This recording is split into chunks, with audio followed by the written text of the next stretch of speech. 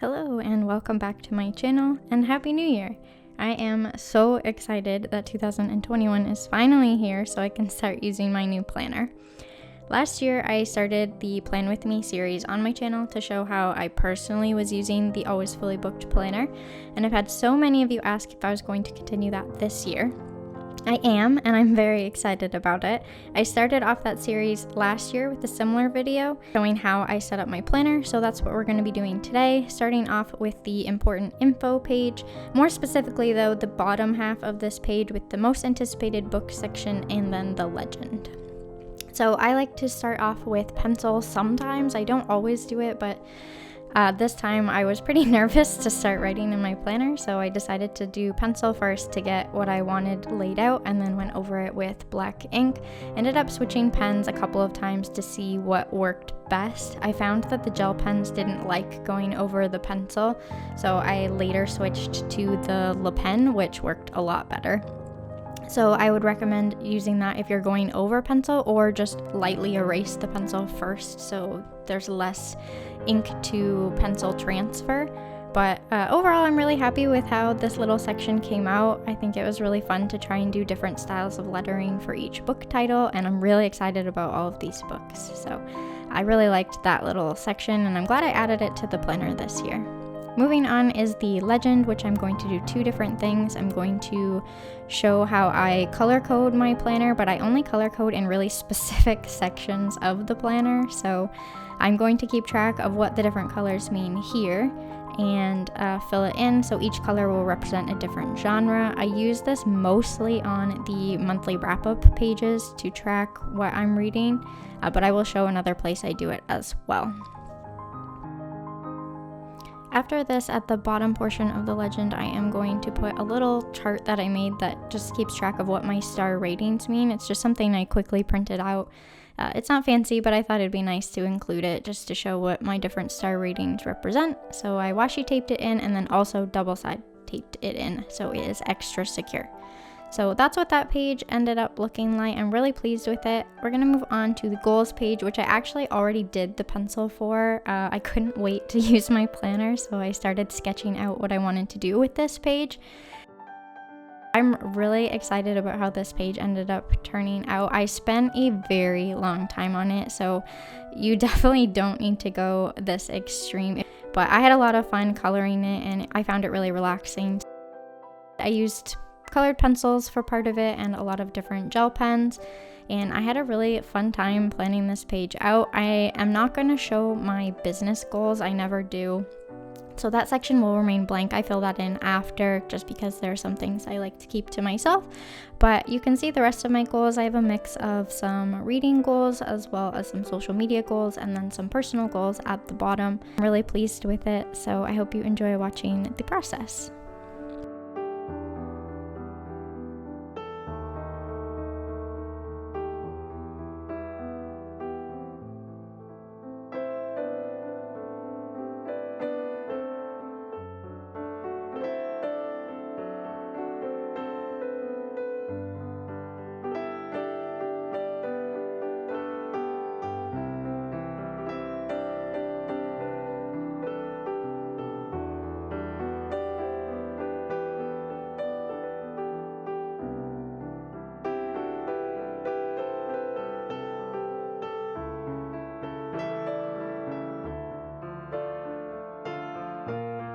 So moving on, there's not really that much I like to set up initially. A lot of my planner I do as I move through the year. There's not too much that I do in the initial setup, like the reading challenges I complete as I read, or more towards the end of the year. So I don't touch those at all. Same with this blank bookshelf page. I do that as I go, so I'm not going to do that right now. I might make a whole separate video about that page, which I did last year. The reading checklist is going to be different for me this year. Last year, I made a TBR for the year of all the books that were unread on my shelf. This year, I'm going to use the reading checklist as a reading log to track every book I've read in the year. I just thought it'd be nice to have a full list at the end of the year of every book I read with the star rating. So I did complete one book already this year, which is why I'm writing something in. So I read A Torch Against the Night by Sabatier. It was a reread, but I really enjoyed it. So I just wrote the title. I'm going to color in the star ratings with this Tombow twin tone marker, which I really like for this section because it's a really fine tip. And then with the checkbox on the side, this is where the color coding comes in. So I'm going to use blue because it was fantasy.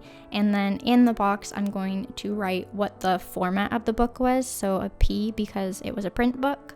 So that way when I look back, I can see the genres I'm reading as well as the format and the star rating. I might end up doing something with this last page, but I'm not sure yet. And with the book series tracker, I don't know quite what I want to do with this page yet, so I am going to leave it and I'm going to do a whole separate video on this page, just because I'm not quite sure which series I want to read yet. Moving on, we have the catalog of signed and special editions. This is another page that I'm going to fill in as I get books that are signed or special editions. This year's planner has 2 wishlist pages, which I don't need 2 of them, so I'm going to do something different with the second wishlist page. I've already started by whiting out the titles, but I'm not quite sure what I want to do with it just yet. I think it's going to be something to do with movies or TV shows, but I need to play around with that idea, so I'm going to do a whole nother video on that page as well when I transform it, just to show how you can do different things with your planner. But we're going to start and jump right into January and some things I like to do to set up the month. Starting with the blank calendar page, I personally use this page as a social media tracker / planner, just to keep track of what I'm posting on social media. So at the end of the month, I can look and see how I did, what I posted, what I could have done better. So in my key, I write out a couple of things like Instagram, YouTube, my Facebook group, and then also my shop. So I can see when I'm doing restocks or if there's any important shop things I need to be aware of. So those are the only main things that I track on the calendar, so I can look back and kind of see. I'm also going to write in a couple of goals. They're kind of a mix of business goals, reading goals, as well as some personal goals. And I just made little check boxes so I can check them off as I go. And then at the bottom there is a most anticipated book section. I'm going to write the book I'm most excited that releases in January, but you could do the book you're most excited to read. It's totally up to your interpretation of that section. I just chose to do it this way. I might change it later, who knows, but for now I've filled that in. So that's a look at how I set up the calendar, and I just fill that in as I go.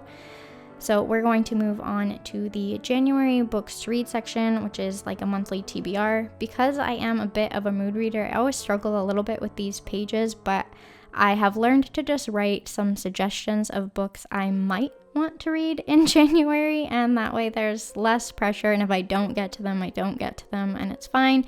But if I'm looking for ideas of what I want to read, I have a list of them. So these are the books that I'm hoping to get to in January. There's not that many. I kind of struggled to come up with what I wanted to read in January because mostly all I want to do is finish the Ember in the Ashes series, but I've added a couple of other suggestions in case I finish that series. So on this page, I ended up using the Tulle black gel pen and the black Tombow Furunosuke brush pen for the book titles.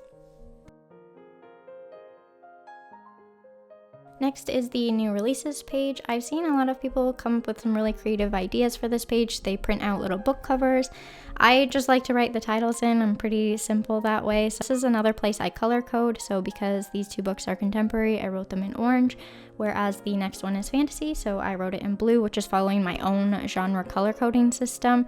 So this is just one other page where I do the color coding, but I don't do that throughout the planner, only on specific pages.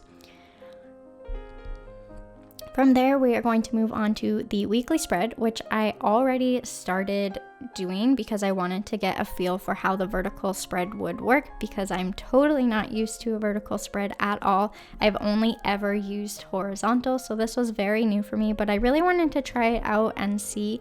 So as you can see on the top here, I have a to-do list. The middle section is going to be pretty random, whether it's what I'm watching or just little reminders or my fitness when I get to it. So that section's going to be kind of up in the air, and then the bottom is always going to be for what I'm reading.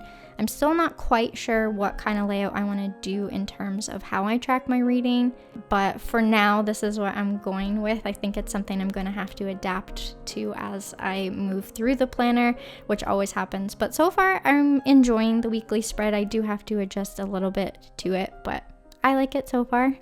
So moving on, we are going to skip ahead to the next section of the book, which is the wrap up at the end of the month. So as I mentioned, I already finished a book this month, so I am going to write it in there. As I mentioned briefly earlier, this is where I mainly use the color coding system. So I write in the name of the book that I read, and then similar to how I did on the reading checklist page, in the checkbox beside the book title, I color code it. So I color in whatever the genre was, and then again I write what the format was using a letter, so P to represent print. Another thing I do on this page is after I write the book title, I add in how many total pages that book is. That just helps me at the end of the month tally how many pages I read, and it also helps me when I do my monthly graph in the back of the planner. It just makes it really easy to add it up, so I don't have to go back and look for how many pages the books are, so I just like to keep track of it that way. But I don't do too much with this page until the very end of the month, but when I finish books, I add them to this checklist. Next, we're going to move on to the full page dot grid, which again, I've already started because I wasn't quite sure what I wanted to do yet, but I just did it in pencil. The only thing I've inked is this bottom graph here, which is where I track my daily pages read. I really like having a graph to look back on the end of the month to see how my reading progressed and what I was reading. So I will show how I fill that in later, but first I'm going to set up my habit tracker, which is very new to me, but I'm pretty excited to try it out. So I will be tracking water intake, if I walk my dog, my workouts, my mindfulness, having a tidy house, and getting 7+ hours of sleep. And each habit is going to be filled in with a different color just to keep them all nice and separate. Moving on is the daily pages read graph that I started doing last year and ended up really loving. So I am bringing it back again this year, and I really like having a lot more room to do it. So I just made a little title that I colored in with some colored pencils, and then this is just how I fill it in. So this year I am doing exactly what I did last year, where every book I read is going to be represented by a different color. The colors don't represent the genre at all. It's just whatever color I felt represented the book. In this case, I finished one book and started another, so you can see that by the different colors, and then I just write the number of pages read that day with a small black gel pen over top. Beside that is a whole blank notes page. I'm not quite sure what I'm going to do with this monthly yet, so I'm going to leave that for now and see if I can come up with something during the month. But if you have any ideas of how you use your notes page, you can let me know in the comments. The last thing that I'm going to do is set up a full reading challenge in the back of my planner. So in the back of the planner, there are blank dot grids, which I'm going to be using to set up the reading challenge so I can keep track of all of the prompts and all the books I use for the prompts. So this is just some pencil guidelines that I've already laid out. I'm going to be trying to complete the 2021 POPSUGAR Reading Challenge this year. This is the first year I've ever done it. I'm a little bit nervous about it, but I'm excited to give it a try. I was inspired by Anna Reads and Plans on Instagram. She also has a YouTube channel that I will link below. I saw her set hers up and was really inspired by it, so I thought I would try the challenge this year, but I'm going to make my own spread. It's going to be relatively simple, but I'm going with a rainbow theme. So as you can see here, I am writing out all of the prompts using a rainbow system. There are 40 prompts in the regular version. I'm not going to do the advanced one this year just because it's my first year trying it. So I just wrote out all 40 of the prompts here and left room beside it so that I can write out the book title that I end up using, and then I added checkbox beside it. Here is where I'm coloring for the title. I decided I would do a rainbow gradient, which took forever, but I really like how it turned out in the end. So I did it on one side and then flipped it and did it on the other side as well, as you can see here. And then I'm just going to outline that title in black so it kind of pops a little bit. I had to go over it a couple of times because of the colored pencil. I did want to note, if you're using a pen over top of colored pencil, because of the wax in the colored pencil, it can cause more smearing, so you do have to let your pen dry no matter what pen you're using, and just be really cautious when you are writing that there could be smudging. Overall, I am really pleased with how this came out. I know it's not like perfect or anything, but I really like the rainbow theme, and I think it will be really fun once I can start adding the book titles to it. I was gonna go in with a pencil, which I kind of started doing, but it wasn't really working, so I just decided to jump in with a pen. I'm using a brush pen here to put in the title. So here it will say 2021 Pop Sugar, and the other side will say Reading Challenge.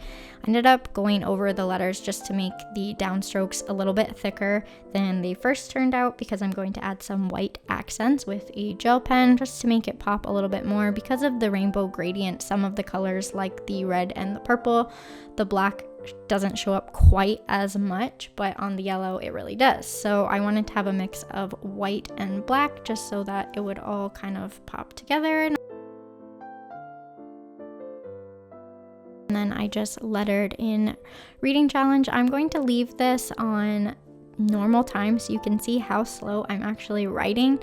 I have had people ask me before, they always like comment on the speed of the writing. It's usually sped up, but here you can see in real time how quickly I'm writing, or how slowly I should say. I really take my time to get the letter forms the way that I want them to be, and going slow allows me to have a bit more control over it. As you can see, this is real-time lettering. It's quite slow. When I'm done with the lettering, again, I will add some white accents to the lettering just to make it pop on some of the darker areas.